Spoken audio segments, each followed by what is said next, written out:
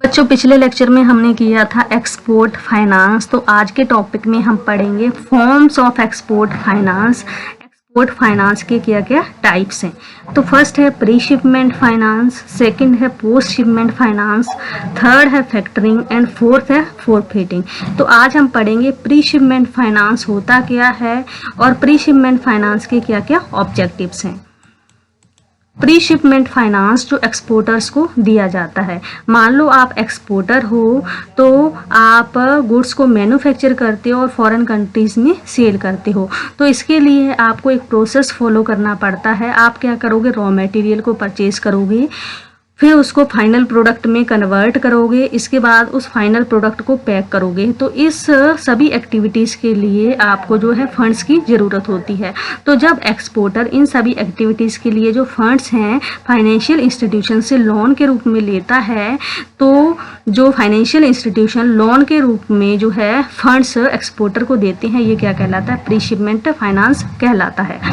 ये क्या कहता है, financial assistance extended to the exporter prior to the shipment of export goods. ये क्या कहता है, जो फाइनेंशियल असिस्टेंस है एक्सटेंड की जाती है एक्सपोर्टर को prior to shipment of export goods. Goods को शिप करने से पहले जो फाइनेंशियल असिस्टेंस जो है एक्सपोर्टर को दी जाती है वो प्री शिपमेंट फाइनेंस कहलाती है। ये क्या कहता है, from date of received of export order till the date of shipment. जिस दिन एक्सपोर्ट ऑर्डर एक्सपोर्टर को रिसीव हुआ उस दिन से लेकर जिस दिन गुड्स को शिप किया जाएगा, तो इस ड्यूरेशन के बीच में जो भी एक्टिविटीज जो है एक्सपोर्टर के द्वारा की जाएंगी, उन सभी एक्टिविटीज़ के लिए जो फंड्स की ज़रूरत होगी और वो जो फंड्स होंगे वो फाइनेंशियल इंस्टीट्यूशंस के द्वारा लोन के रूप में एक्सपोर्टर को दिए जाएंगे, तो वो क्या कहलाएंगे, प्री शिपमेंट क्रेडिट कहलाएगी।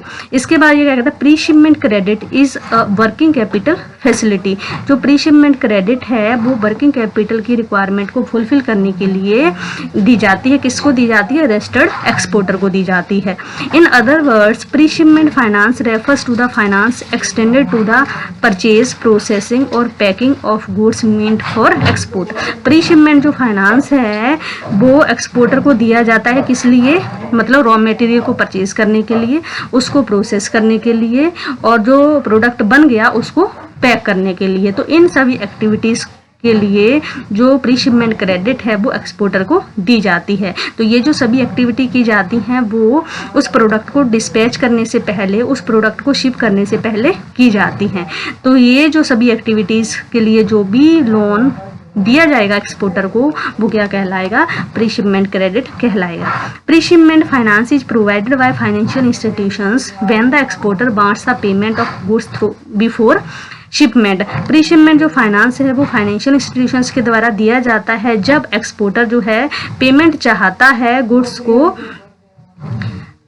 शिप करने से पहले, क्योंकि फॉरेन कंट्रीज में जो गुड्स शिप की जाती हैं उनकी पेमेंट मिलने में थोड़ी देर लग जाती है, मतलब टाइम लग जाता है। तो एक्सपोर्टर को फंड्स की ज़रूरत होती है। तो एक्सपोर्टर को जो फंड्स अवेलेबल कराए जाते हैं शिपमेंट से पहले वो सारे किसके अंदर आते हैं, प्री शिपमेंट के अंदर आते हैं। इसके बाद है ऑब्जेक्टिव्स या फिर पर्पस या फिर इम्पोर्टेंस क्या है प्री शिपमेंट फाइनेंस की। प्री शिपमेंट क्रेडिट क्यों प्रोवाइड किया जाता है एक्सपोर्टर्स को, तो इसके लिए कुछ ऑब्जेक्टिव्स हैं जिनके लिए जो प्री शिपमेंट क्रेडिट है वो एक्सपोर्टर्स को दी जाती है। जैसे फर्स्ट है to procure raw material and other inputs. देखो अब जो एक्सपोर्टर है वो क्या करेगा, गुड्स को मैन्युफैक्चर करेगा तभी उन गुड्स को वो शिप करेगा फॉरेन कंट्रीज में। तो उसके लिए गुड्स को मैन्युफैक्चर करने के लिए उसको क्या चाहिए, रॉ मटेरियल चाहिए एंड अदर इनपुट्स चाहिए। तो इन सब के लिए अदर इनपुट्स को परचेज करने के लिए, रॉ मटेरियल को खरीदने के लिए उसको क्या चाहिए, पैसा चाहिए। तो वो जो पैसा इन रॉ मटेरियल को परचेज करने के लिए या फिर अदर इनपुट्स को परचेज करने के लिए फाइनेंशियल इंस्टीट्यूशंस के द्वारा एक्सपोर्टर को दिया जाता है। तो ये जो है एक ऑब्जेक्ट है प्री शिपमेंट फाइनेंस का। सेकंड जो ऑब्जेक्ट है वो है to carry out manufacturing process, मतलब रॉ मटेरियल को फाइनल प्रोडक्ट में कन्वर्ट करने के लिए जो भी एक्सपेंसेस किए जाते हैं उन सभी एक्सपेंसेस को मीट करने के लिए प्री शिपमेंट क्रेडिट एक्सपोर्टर को दी जाती है। इसके बाद थर्ड है to provide a secure warehouse of for goods and raw material. तो देखो मतलब वेयर हाउस का की जो भी मतलब एक्सपेंसेस आते हैं, वेयर हाउस का जो भी खर्चा आता है उसको मीट करने के लिए भी फंड्स की ज़रूरत होती है। जैसे मान लो बनी बनाई जो गुड्स हैं जिनको अभी मतलब डिस्पैच नहीं किया गया तो उनको कहाँ रखा जाएगा, वेयर हाउस में रखा जाएगा, तो वेयर हाउस का भी खर्चा पड़ता है। इसी तरह से रॉ मटेरियल परचेज़ किया, रॉ मटेरियल को अभी कंज्यूम नहीं किया गया तो रॉ मटेरियल को भी वेयर हाउस में रखा जाएगा, तो उसके लिए भी मतलब वेयर हाउस का खर्चा पड़ेगा। तो जब final goods and raw material को वेयर हाउस में रखा जाता है तो वेयर हाउसेस के जो एक्सपेंसेस हैं वो भी एक्सपोर्टर को बियर करने पड़ते हैं। तो इन सभी एक्सपेंसेस के लिए भी फंड्स की ज़रूरत होती है। इसके बाद फोर्थ है to processing and packing the goods. अब फाइनल प्रोडक्ट बना लिया एक्सपोर्टर ने, अब उसको पैक भी तो करना है, तो वो पैकिंग का जो खर्चा आएगा उसके लिए भी एक्सपोर्टर को फंड्स की ज़रूरत होती है। तो वो भी कहाँ से मीट होती है, प्रीशिपमेंट क्रेडिट से। इसी तरह से टू मीट ट्रांसपोर्टिंग एक्सपेंसेस, जो ट्रांसपोर्टिंग के जो भी खर्चे आते हैं उसके लिए भी फंड्स की ज़रूरत होती है। जैसे रॉ मटेरियल परचेज़ किया तो जो रॉ मटेरियल जो है जिस भी ट्रांसपोर्टिंग मीडियम के थ्रू लेकर आएंगे तो ट्रांसपोर्ट के लिए जो भी खर्चे दिए जाएंगे उसके लिए भी फंड्स की रिक्वायरमेंट होगी, तो वो भी कहाँ से मीट होगा, प्रीशिपमेंट क्रेडिट से। इसी तरह से लास्ट है to meet other financial cost of business. अगर इसके इन सभी के अलावा अगर कुछ अदर एक्सपेंसेस आते हैं गुड्स को शिप करने से पहले तो उन सभी एक्सपेंसेस के लिए भी फंड्स की ज़रूरत होती है एक्सपोर्टर को।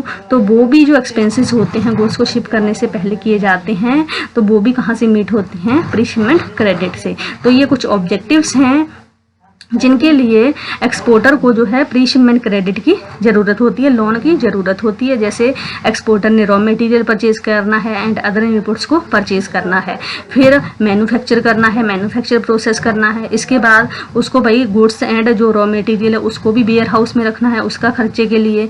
इसी तरह से फिर गुड्स को पैक भी करना है, ट्रांसपोर्ट का खर्चा भी आएगा, इसके अलावा जो अदर फाइनेंशियल कॉस्ट आएगी उसके लिए भी। तो ये सभी पर्पस हैं जिनके लिए जो प्रीशिपमेंट क्रेडिट जो है एक्सपोर्टर को दी जाती है। तो आज के टॉपिक में हमने पढ़ा प्रीशिपमेंट क्रेडिट होती क्या है एंड उसके क्या क्या पर्पस हैं। तो सिंपल कहने का मतलब है प्रीशिपमेंट क्रेडिट का मतलब है एक्सपोर्टर को गुड्स को शिप करने से पहले एक्सपोर्टर के द्वारा जो भी खर्चे किए जाते हैं तो उन खर्चों के लिए जो फंड्स की ज़रूरत होती है तो वो फंड्स जो हैं बैंक्स लोन के रूप में एक्सपोर्टर को प्रोवाइड करती हैं।